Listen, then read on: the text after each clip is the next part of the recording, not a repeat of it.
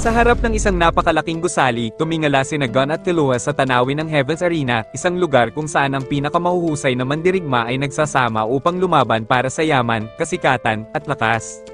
Nang pumasok sila, agad nilang sinimulan ang kanilang unang laban, sa pinakamababang palapag, ang mga kalaban ay hindi naging hamon sa kanila.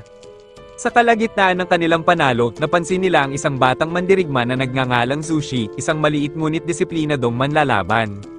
Sa kanyang unang laban kay Killua, tiwala si Killua na magiging isang madaling panalo ito, ngunit nang makatanggap si Zushi ng isang suntok at nakatayo pa rin, nag-iba ang tingin ni Killua sa kanya. At sa isang iglap, isang kakaibang enerhiya ang bumalot kay Zushi, sa loob lamang ng isang segundo, biglang bumigit ang pakiramdam ni Killua, isang presensyang nakapagpaalala sa kanya ng kanyang kapatid na si Illumi. Mula sa audience, isang tinig ang malakas na nadinig na pinigilan si Suzy. Ang master ni Zushi, si Wing, ay sumigaw na nagbabala sa kanyang estudyante. Habang pinupuri ni Gon si Killua, hindi mapakali si Killua dahil sa teknik na ginamit. Nang marinig nilang nag-uusap sina Zushi at Wing, lumapit sila upang magtanong.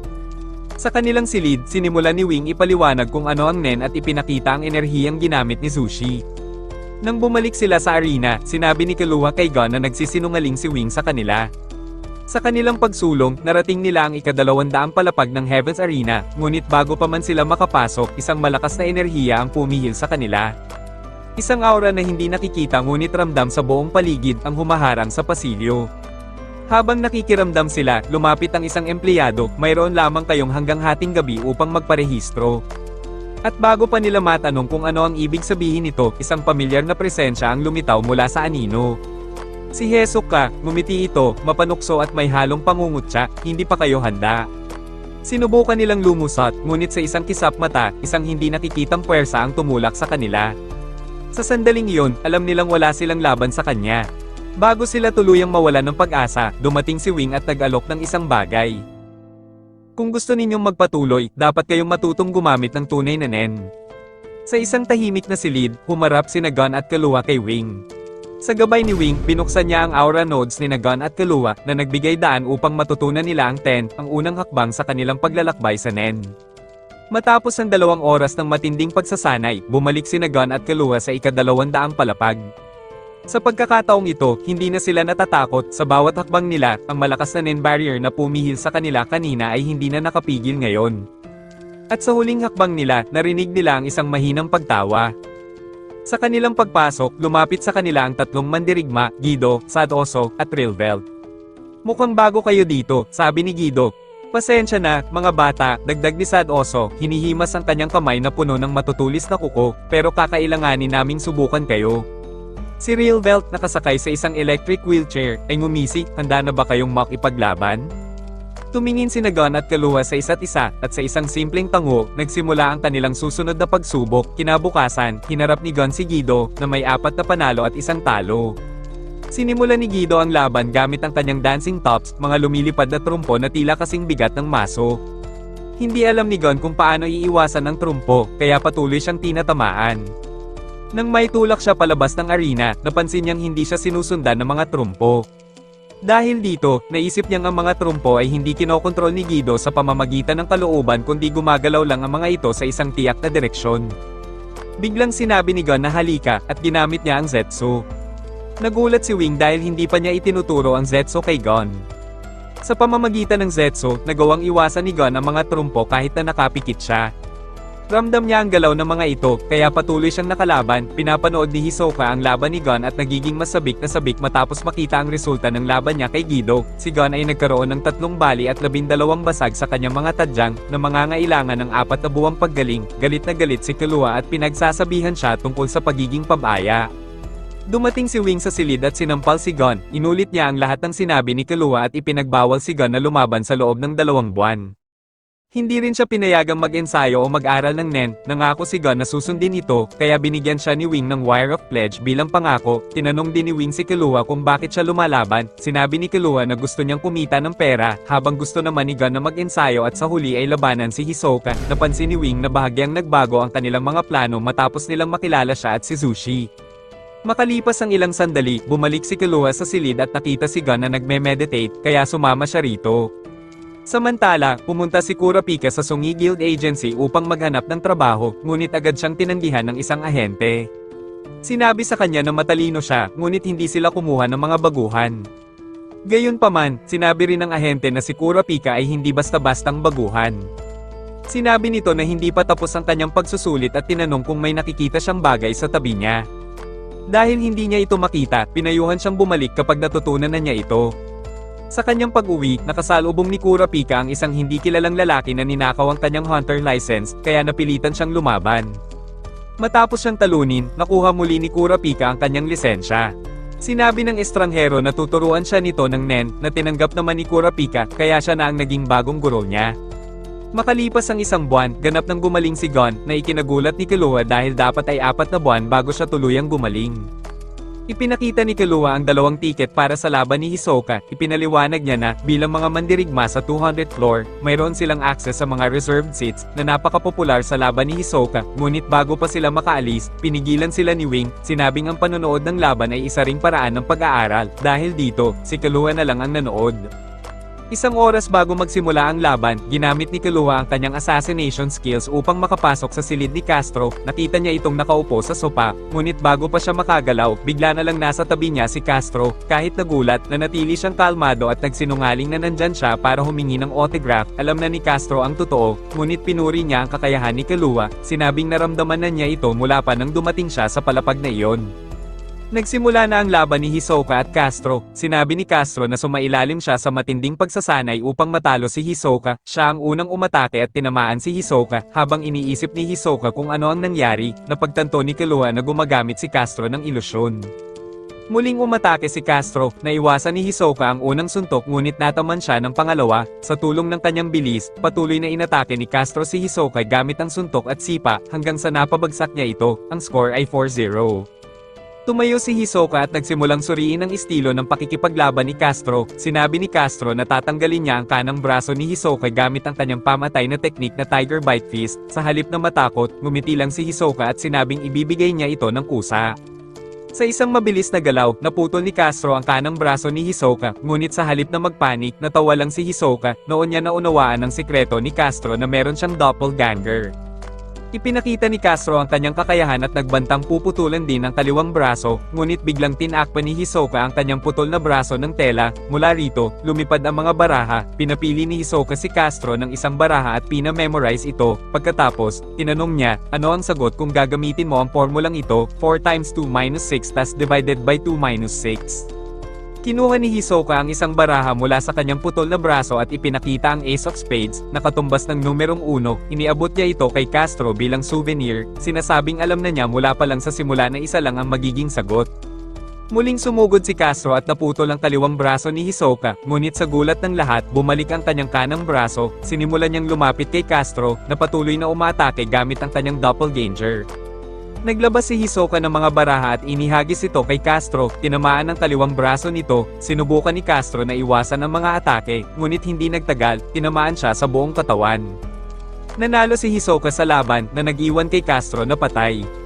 Sa anino, isang babae ang naghintay kay Hisoka at tinulungan siyang ayusin ang kanyang mga sugat, tinawag niya itong baliw na Gogi, ngunit ginamot niya pa rin ito, ginamit niya ang kanyang Nen ability upang tahiin muli ang braso ni Hisoka habang pinapabayaran ito ng mahal. Ilang segundo lang ang lumipas, nagawa na niyang ayusin ang kaliwang braso ni Hisoka. Gumagana ito ng perpekto, pagkatapos, sinimulan niyang gamutin ang kanang braso at siningil siya ng 20 milyong jenny para sa kaliwang braso at 50 milyong jenny para sa kanan. Ginamit ni Hisoka ang kombinasyon ng bungee gum at texture surprise upang itago ang kanyang mga sugat. Sinabi ni Maki kay Hisoka na aalis na siya at pinayuhan siyang huwag magpilit bago tuluyang gumaling ang kanyang mga sugat. Samantala, isang mahalagang pangyayari ang magaganap sa Yorkview City sa ika-30 ng Agosto bago magtanghali. Lahat ng miyembro ay kailangang naroon. Tinanong ni Hisoka kung darating ang boss, at sinagot siya ni Maki na malamang andoon ito. Dagdag pa niya, kung hindi sisipot si Hisoka, malamang na siya mismo ang puntahan ng boss. Nagtanong pa si Hisoka kung maaari siyang manatili kasama ni Maki, pero nakaalis na ito bago pa siya makasagot. Maya-maya, naligo si Hisoka at tinanggal ang tato ng Phantom Troop sa kanyang likod gamit ang texture surprise.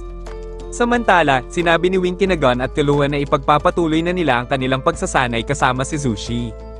Pinapanood nila ang laban ni Hisoka kay Castro bilang bahagi ng kanilang pag-aaral.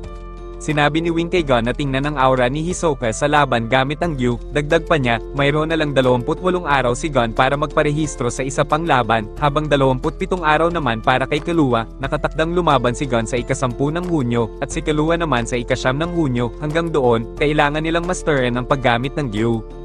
Pagdating nila sa ika-200 palapag, muling hinarang sina Gon at Killua ni Gido, Real Belt, at Sad Aso. Ipinakita ni Killua ang inis niya, at sinabi ni Sad Aso na gusto nilang malaman kung kailan maaaring lumaban sina Gon at Killua. Sinabi ni Gon na lalaban siya sa ika-10 ng Hunyo, ngunit hindi na makakapaglaban si Sad Aso pagkatapos ng ika-29 ng Mayo. Gayunpaman, tiniyak niya kay Gon na maglalaban sila. Patuloy na nagsanay sina Gon at Killua, habang pinapanood sila ni Zushi.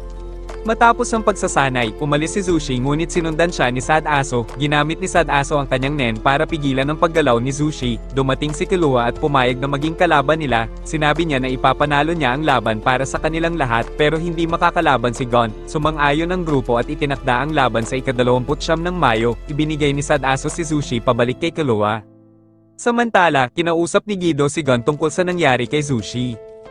Kinabukasan, narinig ni Killua ang isang lalaki na nagbebenta ng tiket para sa laban ni Sad Aso at Gon. Pinuri ni Wing si Killua sa pag-aalaga kay Zushi. Nagkunwari si Killua kay Gon na may tumawag sa kanya sa telepono, sinasabing may kaibigan siyang nakatulog sa pangunahing pasukan. Pagkatapos, tinanong ni Killua si Wing kung maaari niyang panoorin muli ang laban niya. Pinuri ni Wing sila Gon at Killua sa pagkatuto ng Gyu sa loob lang ng isang gabi. Inihayag ni Killua na napagpasyahan na niya kung kailan siya lalaban. Ika-29 ng Mayo, ang kanyang kaarawan. Naramdaman ni Gon na may nagbanta kay Killua kaya gusto niyang matalo ng sadya, ngunit may ibang plano si Killua.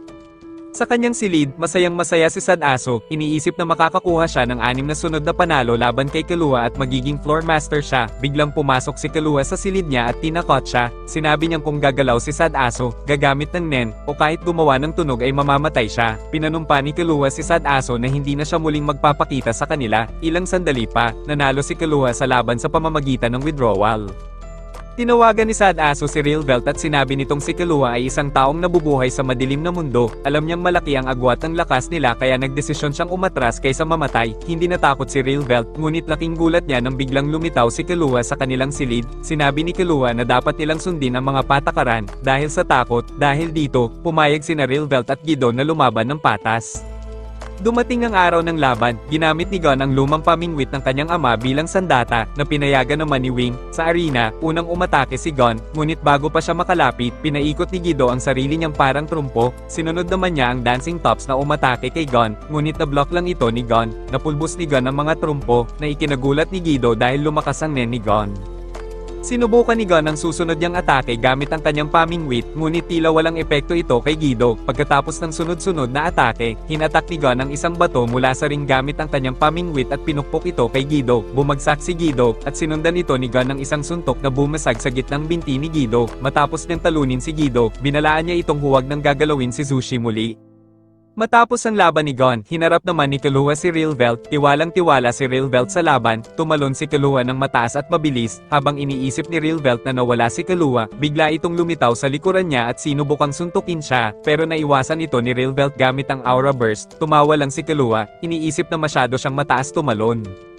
Kinuha ni Real Belt ang kanyang dalawang letigo na tinawag niyang Twin Snake, pinaikot niya ito ng mabilis sa paligid niya, isang perpektong depensa na tinawag niyang Song of Defense. Habang nagyayabang, pinaatake niya ang letigo kay Killua, ngunit simpleng hinawakan lang ito ni Killua, na labis niyang ikinagulat.